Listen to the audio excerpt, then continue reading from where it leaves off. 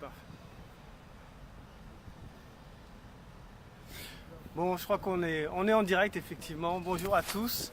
Je suis ravi d'avoir aujourd'hui Jérémy Pichon de la famille Presque Zéro Déchet. Jérémy nous rend visite à la team éco-frugale tout simplement parce qu'ils sortent un nouveau livre, La famille en transition. Donc on va en parler, on a à peu près 15 minutes devant nous.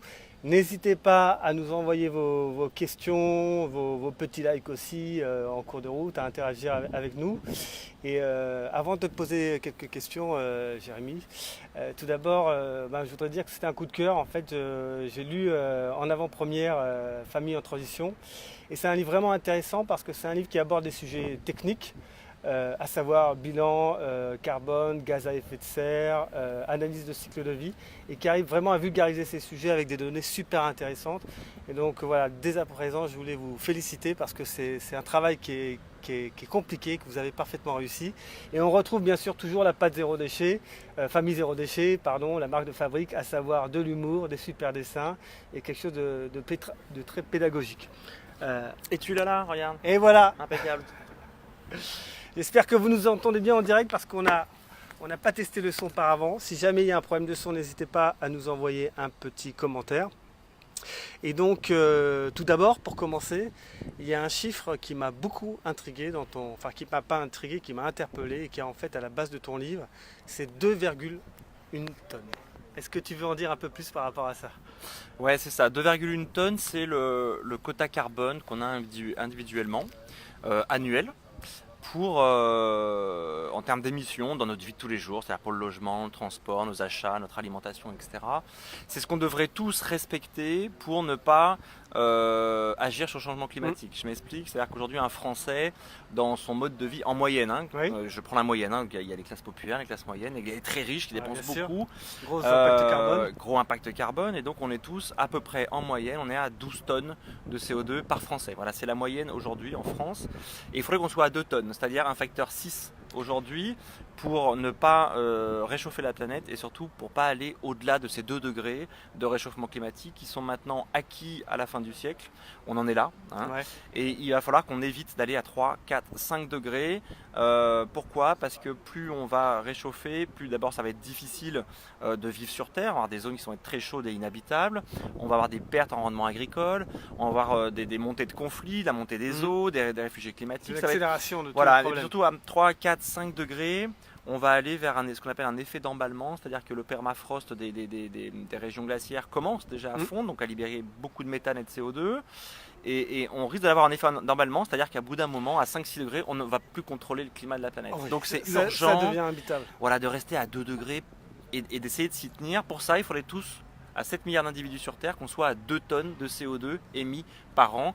Tu vois qu'en France, avec le confort de vie qu'on a, on est à 5-6 fois plus. Voilà, ça te laisse la marge qu'on a à faire. Alors, il y a un autre chiffre qui m'a marqué, effectivement, c'est que tu dis que pour chaque degré de plus, c'est 10% de rendement agricole en moins. Et c'est pas linéaire, c'est-à-dire que pas linéaire. ça va être 10% au premier degré, peut-être 12-13% au deuxième degré, etc.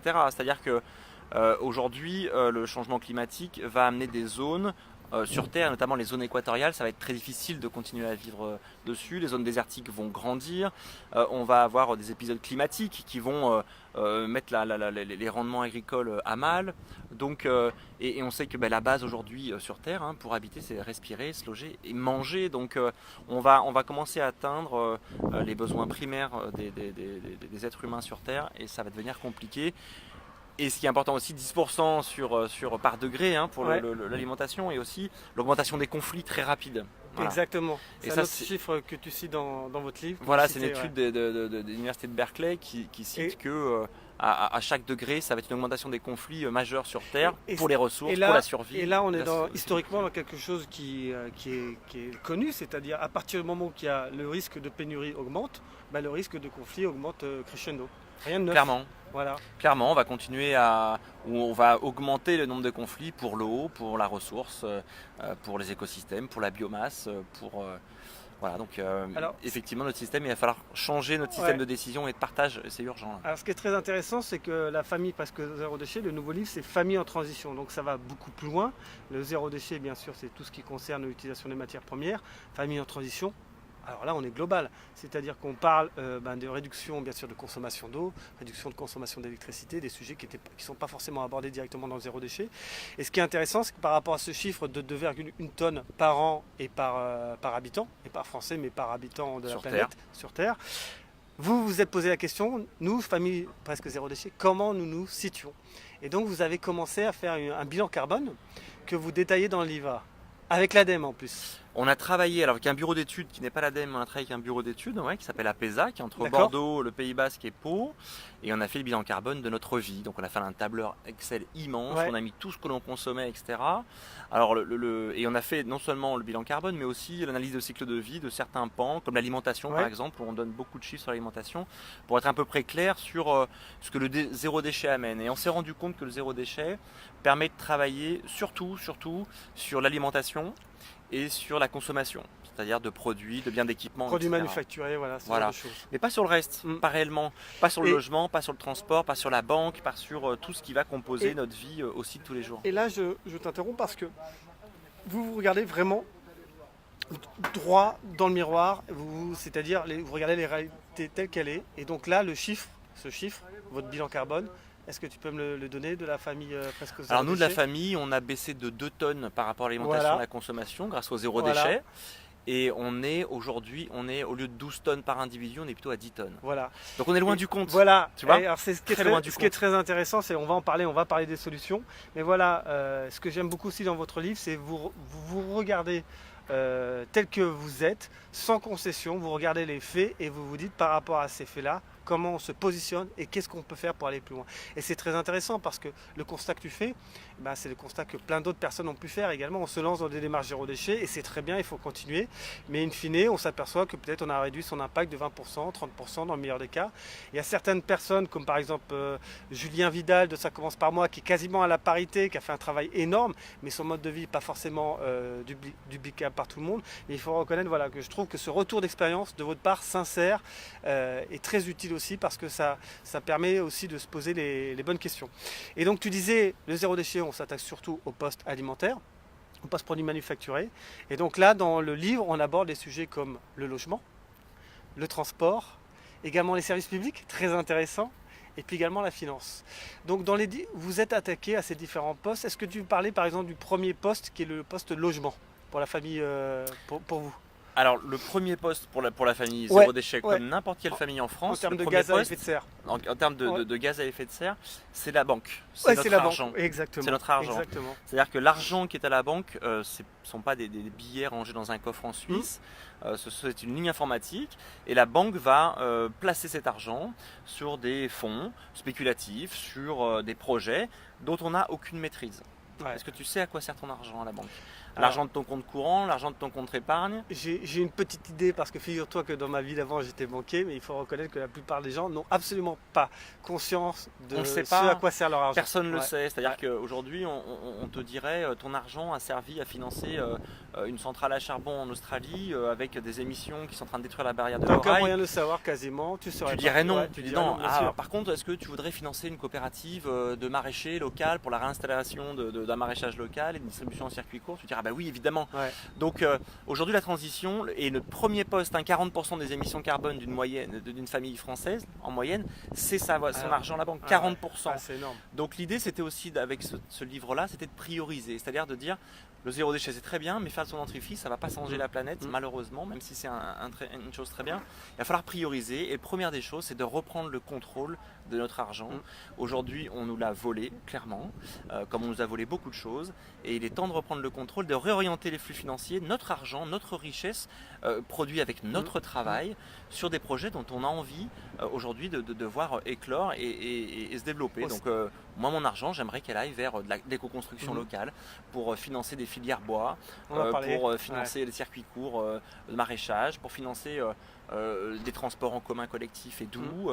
Il y a plein de choses à faire dans la transition. Au service de l'intérêt général, au service du bien commun. Voilà. Et cet argent, tu peux voir concrètement c'est l'impact de ton argent. Clairement, et cet argent-là, de ce qu'on lit dans le livre, malheureusement les comptes courants, à part changer de banque, tu ne pourras pas faire autre chose, parce que la banque éthique, elle n'est pas née. Alors c'est Crédit Coop et la Nef, c'est tout ce qui nous reste aujourd'hui pour nos comptes courants. Par contre, l'épargne, on peut sortir l'épargne, sortir de son livret A qui ne nous rapporte rien, clairement, avec l'inflation, tu perds de l'argent. Donc mettre cet argent sur des projets d'épargne solidaire, acheter des actions pour des projets. Donc on a répertorié certains. Et puis surtout, les SCOP, les coopératives d'économie solidaire. Voilà, aussi, et puis tu as un très bon label là-dessus qui s'appelle Finansol, qui est un très beau site internet, je vous invite à aller le voir, qui répertorie tous les projets qui sont d'économie sociale et solidaire et qui vont pouvoir nous permettre à tous de faire la transition. Alors je regarde au moment que je te parle, on a un petit commentaire, mais la vidéo ne s'affiche pas en portrait mais en paysage. Ah ben, est-ce que c'est un problème que la vidéo s'affiche en paysage? Vous nous dites, sinon on va changer de format, on va passer sous un autre mode. En tout cas, si vous nous entendez, c'est l'essentiel. Alors ça, ce sujet est vraiment très intéressant parce que je crois que c'est presque un scoop pour le grand public. C'est-à-dire que quand dans ton bilan, la famille presque zéro déchet s'aperçoit que c'est en agissant sur la finance qu'elle peut avoir le plus d'impact. C'est incroyable. C'est un scoop. C'est un scoop sur l'émission carbone parce que les gens ne le percutent pas. C'est tellement irréel, c'est-à-dire qu'on ne le voit pas. D'abord, l'argent est virtuel, l'argent est informatique aujourd'hui. Et en plus, on ne nous le dit surtout pas. Donc, et ce qui est génial, c'est que c'est notre premier impact. Mais 2, c'est notre premier levier pour faire la transition écologique. C'est-à-dire qu'aujourd'hui, le nerf de la guerre, et c'est clair pour tout le monde, c'est l'argent. On est dans une société de l'argent, de l'offre et de la demande et du capital. Donc, si on veut faire la transition écologique, il va falloir réorienter les flux. Et si on ne le fait pas pour nous, il va le faire nous. Il va falloir le faire nous-mêmes. Alors, c'est un sujet qui me parle énormément. Flécher l'argent vers les solutions. Tu sais, le guide éco-frugal, la communauté éco-frugale, au départ, nous, l'idée, c'est de mettre en avant les bénéfices du développement durable. Un des bénéfices qu'on montre, c'est que souvent, contrairement aux idées reçues, le développement durable, ça permet de faire des économies. Et donc, il faut vraiment utiliser l'argent, effectivement, comme levier. Et là, ça m'amène sur un sujet un peu d'actualité. Pierre Larue-Tauroux, son pacte pour le climat avec l'Europe, il propose que la Banque Centrale Européenne utilise son bilan pour mettre des liquidités au service des infrastructures d'énergie renouvelable. Évidemment, voilà. C'est un des fléchages. Il y en a plein d'autres. Mais c'en est un. Mais ce fléchage, je pense que ça mérite qu'on s'y arrête dessus, même si c'est un peu macro. C'est pas nous qui intervenons directement, mais on a un poids politique. Clairement, on peut. Je veux dire, ton assurance vie aujourd'hui, et il y a Jean Covici a fait une super étude là-dessus avec The Shift Project. Un tiers de l'épargne des Français aujourd'hui, c'est l'assurance vie. Son assurance vie aujourd'hui, c'est essentiellement des fonds de pension, des fonds spéculatifs. Donc, c'est-à-dire de la manipulation boursière, qui va créer de l'instabilité sur le système, qui va créer de la misère au sud, là-bas, etc. Cette assurance vie va beaucoup vers le charbon, beaucoup vers les énergies fossiles. Je crois qu'on a trouvé mieux pour assurer notre futur et notre vie. En fait, c'est très cynique, tu vois, c'est très cynique. Donc, cette assurance vie, on peut décider de la fermer, de mettre cet argent autre part. Une assurance vie, ça te prend 8 ans. Ou de la réaffecter sur les supports qui sont fléchés vers la transition ou vers des entreprises vertueuses. Le problème de nos banques actuellement, c'est qu'il n'y a pas de transparence, c'est complètement opaque et on ne sait pas. Et même l'ISR, l'investissement socialement responsable, on va te dire, on va te mettre quelques pourcents de ton argent sur un projet, mais le reste va continuer à alimenter des fonds spéculatifs. Alors effectivement, et je pense qu'il y a un effort de transparence à faire de la part des banques. Il y a alors un label qui existe, c'est le label transition énergétique, qui n'est absolument pas connu du grand public. Il commence un peu à y avoir des labels pour flécher, mais il faut reconnaître qu'aujourd'hui, si vous allez en agence et vous demandez à votre conseiller où est-ce que je peux mettre mon argent pour qu'il y ait plus d'impact, il ne va pas forcément savoir comment vous répondre. Donc ça, c'est le premier sujet, le poste, agir de manière efficace. L'argent, le nerf de la guerre. Okay. Deuxième poste. En termes de gaz à effet de serre, sur lequel la famille Zéro Déchet a décidé de s'attaquer. Le transport. Le transport. Le transport a commencé par l'avion. L'avion, c'est une cata pour le climat, mais une vraie cata. On parlait du quota carbone individuel, annuel, qu'on devrait tous atteindre. Alors, on ne va pas l'atteindre demain, mais on peut se dire qu'à 10 ans, à 15 ans, on peut commencer à avoir des belles choses. 2 tonnes de CO2 par an. Quand tu prends un long courrier Paris-New York, c'est 2,2 tonnes. Voilà, donc tu as déjà atteint ton quota. Juste pour ta personne, pas pour l'avion. Juste la personne, le passager. Pas la famille, juste une personne. Tu es déjà au-delà de ton quota. Donc je veux dire, l'avion aujourd'hui, ce qu'on en a fait, c'est quelque chose d'hyper facile, pas cher, tout de suite. C'est moins cher que le train, c'est moins cher que la voiture. Je veux dire, tu peux faire Bordeaux-Paris, j'aurais pu faire Bordeaux-Paris ce matin en avion pour 38 €. C'est fou. Donc là, on est dans une pure folie. On va à l'inverse de ce qu'on devrait faire. On va doubler les flux commerciaux d'ici une trentaine d'années. Donc on va à l'inverse encore une fois de l'histoire, on subventionne le kérosène, on baisse la TVA sur les billets, on ferme les petites lignes de SNCF. Je veux dire, on a un gouvernement aujourd'hui, c'est pour ça qu'on a les ONG qui l'attaquent en justice, qui va contre nos intérêts, à tous, Contre à tout l'intérêt être humain, général. contre l'intérêt général, voilà. Donc, Alors, justement, c'est l'occasion, je parlais du livre en préambule et je disais qu'il était remarquable parce qu'il introduit des concepts qui sont un peu techniques au départ et arrive à les vulgariser. Tu parlais de l'avion, alors c'est très intéressant parce qu'il y a un concept qui s'appelle l'effet rebond. Figurez-vous que quand vous prenez l'avion, au kilomètre parcouru, vous consommez moins de carburant qu'en voiture. Les avions aujourd'hui de nouvelle génération, ils consomment du 3 km au 100 par passager. Mais c'est là tout le problème. Ça devient tellement pas cher qu'en fait, du coup, la consommation, le nombre, le trafic aérien explose. Moi, je suis né en 74. En 74, il y avait 500 millions de passagers par an. Cette année, on est à 4 milliards. Et au rythme où ça va, on sera bientôt à 8 milliards. Et ça, je trouve, tu vois, dans votre livre, l'effort de pédagogie qui a été fait est remarquable parce que l'effet rebond, ben, on comprend qu'effectivement, certes, on va polluer moins par kilomètre parcouru, mais comme en même temps on abaisse énormément le coût, et ben on expose la consommation. Et voilà, l'avion, c'est un bel exemple sur ce que je disais tout à l'heure, c'est-à-dire que la solution, c'est nos modes de vie. La solution, c'est nous, individuellement. Il faut qu'on arrête de prendre l'avion que les 4 matins. Est-ce qu'on est capable de se limiter ? Parce qu'il va falloir renoncer à certaines choses et tout l'enjeu est là aujourd'hui. Est-ce qu'on est capable de se limiter, se dire, bon, ok, en famille, nous on va se prendre un long courrier, peut-être tous les 3 ans, on va avoir notre quota carbone, on va essayer de garder d'année en année, et puis on optimisera un beau voyage. Voilà. On partira à 4, on le prépare semaines, 1 an et demi à l'avance. Voilà, on fait un beau truc. On utilise transports locaux, on part longtemps. Et pas de la conso plutôt que faire faire une semaine tous les 3 sauts de mois. puce par-ci, par-là. Ça ne sert à rien, on est touristes, on se fait arnaquer, on n'amène pas vraiment une belle chose dans le pays, parce qu'on crée beaucoup de problèmes. Tu as des villes aujourd'hui qui ont des grands problèmes, comme Barcelone, il y a trop de touristes, c'est un gros souci aujourd'hui pour vivre, pour la ville. Et donc tu fais l'éloge du slow travel, hein, c'est-à-dire voyager moins souvent, mais plus longtemps. C'est ça. Et en plus, je pense que ça permet vraiment de déconnecter. À une époque, on est toujours dans un flux permanent qui nous empêche vraiment de nous poser. Donc et puis on oublie qu'on a un pays de dingue. Aussi, et effectivement. Que, quand tu auras fait le tour de vraiment toutes les régions françaises et que tu connaîtras tous les petits coins où il faut faire de la rando ou les petites rivières où on peut se baigner, je crois qu'il n'y a même pas assez d'une vie en fait. Il y a de quoi faire. Donc on veut toujours aller chercher loin pour se reposer. On peut faire des trucs super en France, même aux limites, à Espagne, en Italie. Moi je vais à Londres avec mes enfants, on y va en train là au mois d'avril. Le train c'est un super moyen de voyage et on peut aller en Europe en train. Et c'est l'occasion là de faire un petit peu un zoom arrière. Votre livre, plus généralement, c'est un manifeste pour la frugalité. Alors, ça plaît beaucoup, bien sûr, ça plaît beaucoup à la communauté éco-frugale, mais effectivement, manifeste la frugalité, c'est-à-dire faire plus en termes de qualité de vie. Hein, tu parles de qualité de vie plutôt que de niveau de vie. Je trouve ça très intéressant, avec moins d'impact, moins de pollution. Et quand on dit ça, ça veut dire connaître ses limites. Dans un monde où on nous fait croire en permanence qu'il n'y a pas de limite, tout est possible. Yes, you can. Enfin, tous ces slogans. Forfait illimité. Voilà, forfait illimité. Ça n'existe pas. Voilà. Apprendre à connaître ses limites. C'est ça. Et les limites, il faut qu'on se les fixe nous, parce qu'on ne les fixe pas, ou la nature nous la fixera. Et c'est ce qu'elle commence à faire. Et alors c'est là où je voulais en venir, une métaphore, un paradoxe en fait que j'adore dans votre livre, c'est que voilà, il est le suivant, c'est que jamais on a été autant déconnecté de la nature, et pourtant jamais la nature s'est autant rappelée à nous. C'est rappelé à nous dans le sens où elle nous montre que aujourd'hui on s'est tellement déconnecté qu'on est obligé de faire ce travail pour revenir en connexion, en harmonie avec la nature. Et ça c'est tout le paradoxe. En fait on a voulu s'affranchir de la nature, on a cru s'affranchir avec les écrans et pourtant la nature se rappelle aujourd'hui parce que ces écrans n'ont rien de virtuel, parce que je m'insurge aussi beaucoup contre la croissance verte, c'est-à-dire qu'on vous dit aujourd'hui on va dématérialiser, mais il n'y a rien de dématériel en fait.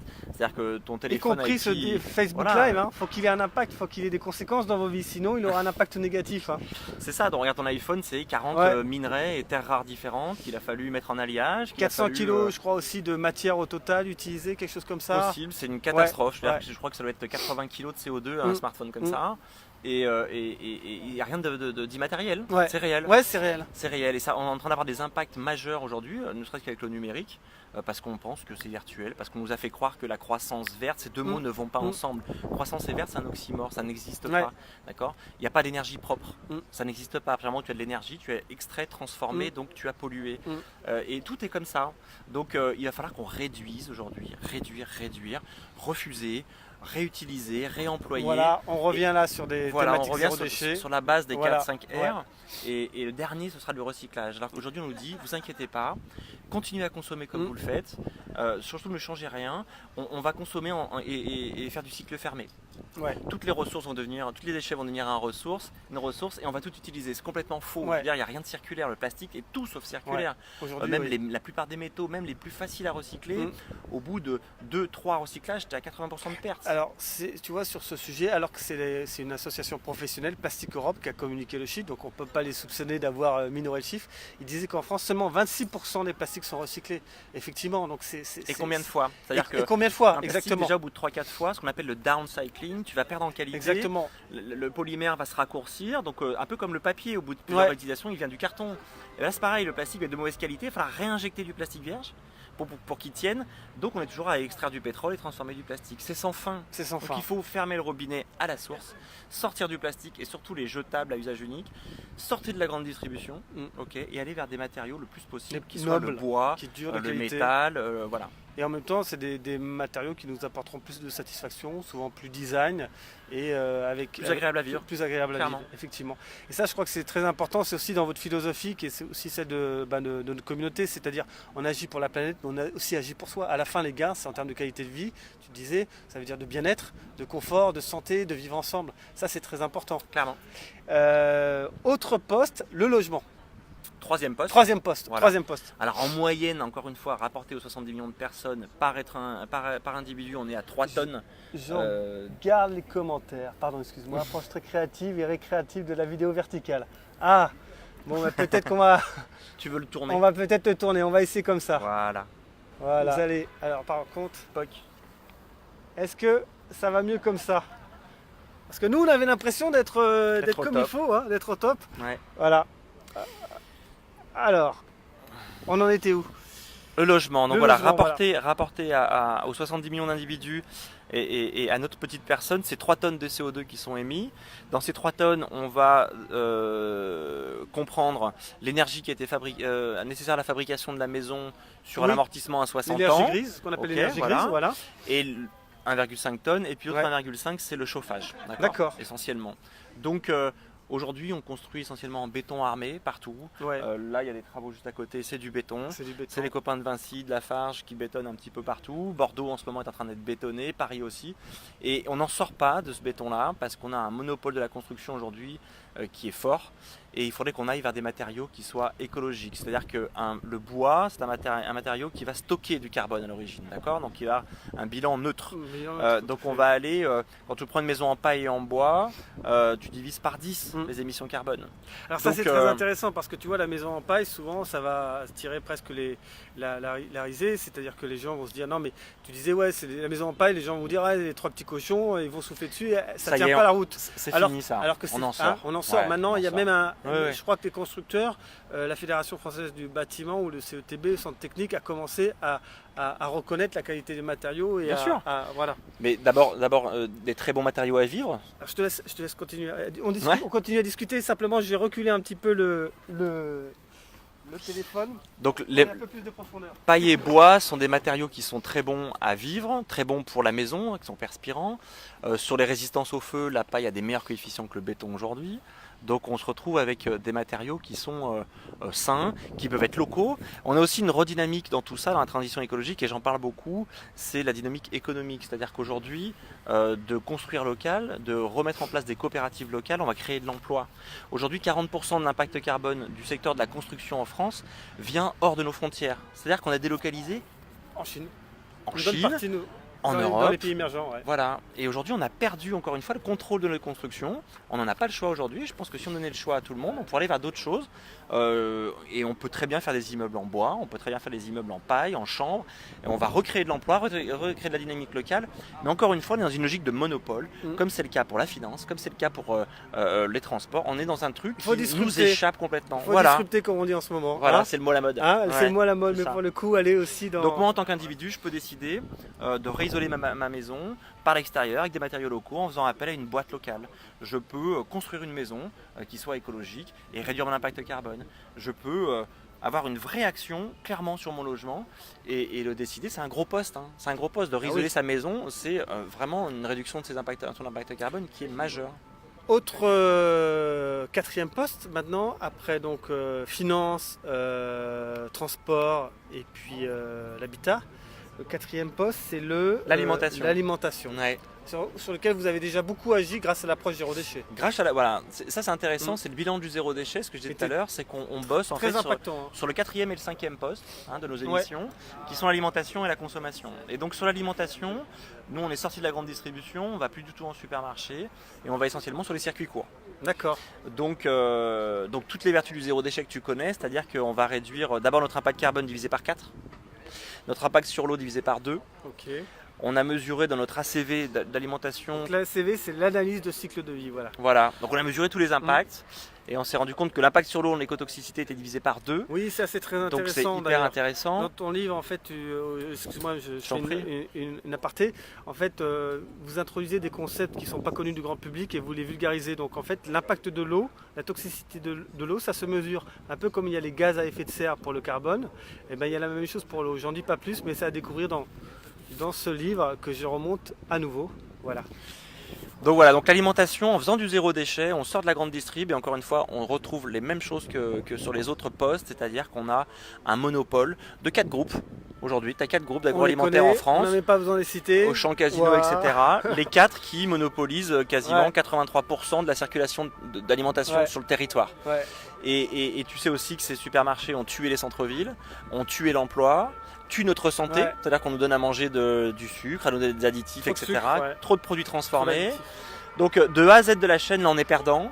En enlevant les circuits courts et le marché et les paniers locaux et les producteurs locaux, on remet l'emploi sur le territoire, on baisse son impact carbone, on pète sa toxicité, on dépense beaucoup moins aussi. Nous on a dépensé moins 30% sur notre budget, c'est énorme, pas de gaspillage, Bien sûr. Et on mange mieux, on retrouve le goût. On mange mieux.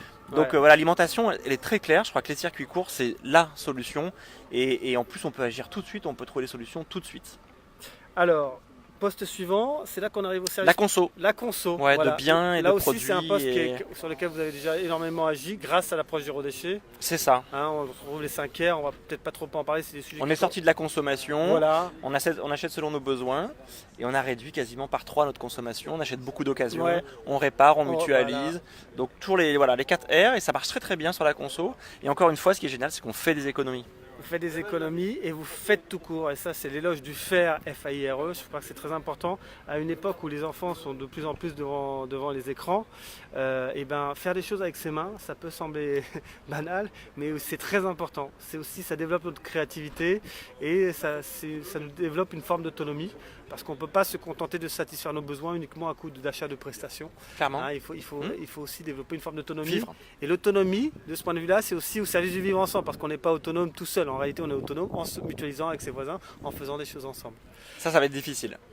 Parce qu'on est tous dans des silos très individuels, de boulot, de vie, de communauté, etc.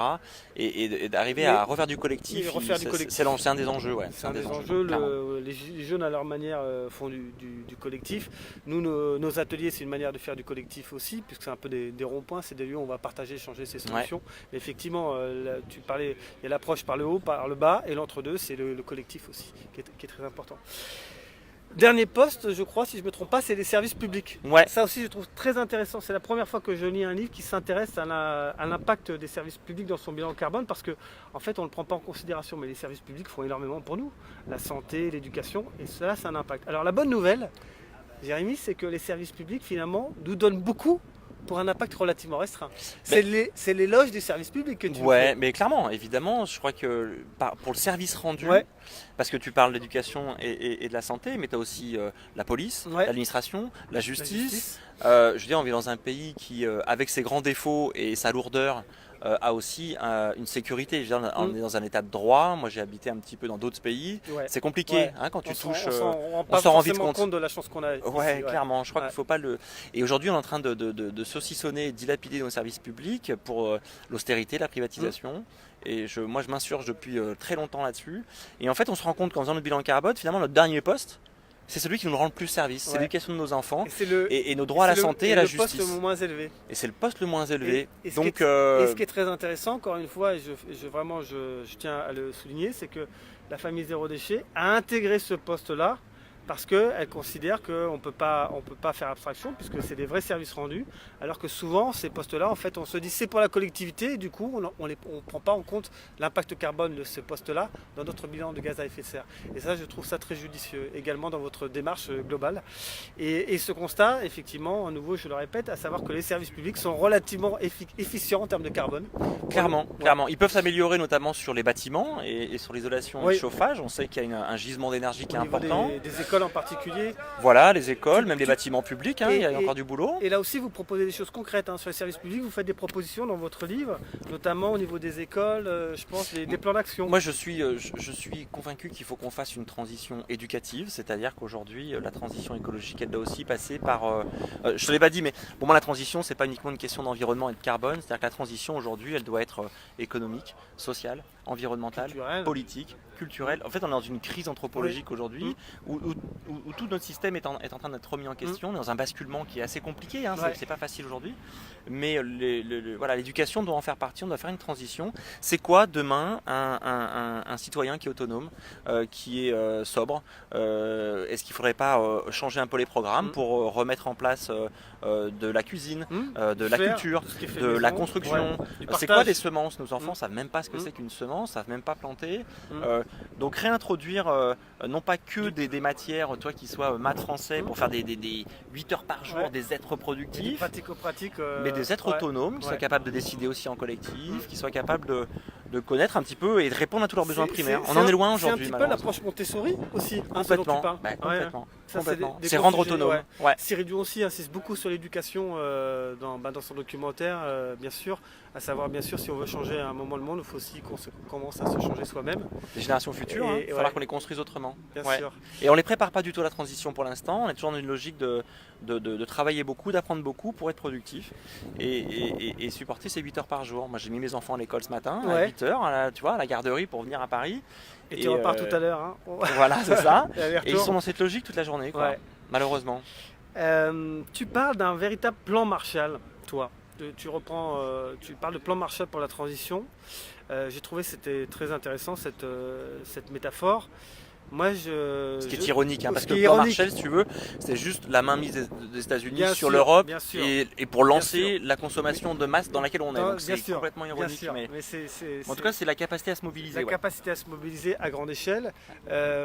Puisque tu parles du plan Marshall, moi je parlerais même d'effort de guerre, mais un effort de guerre pacifique.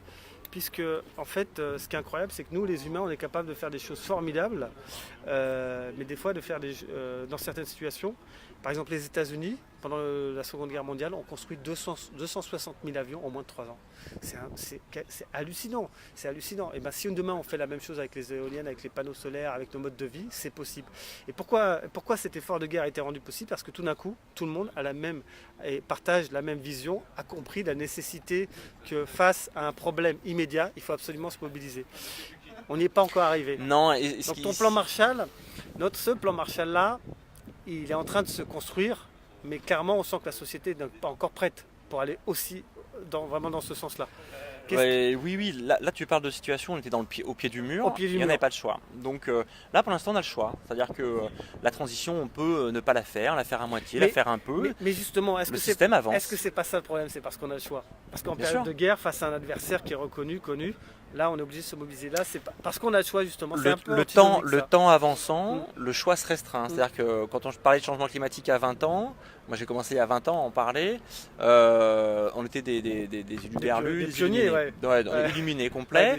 Il y a 10 ans on disait waouh, la fenêtre est en train de se fermer, ça va être chaud machin. Et là le GIEC vient de sortir un rapport cette année en disant la fenêtre est quasiment fermée. Pour les 2 degrés c'est plié. On les a les 2 degrés à la fin du siècle.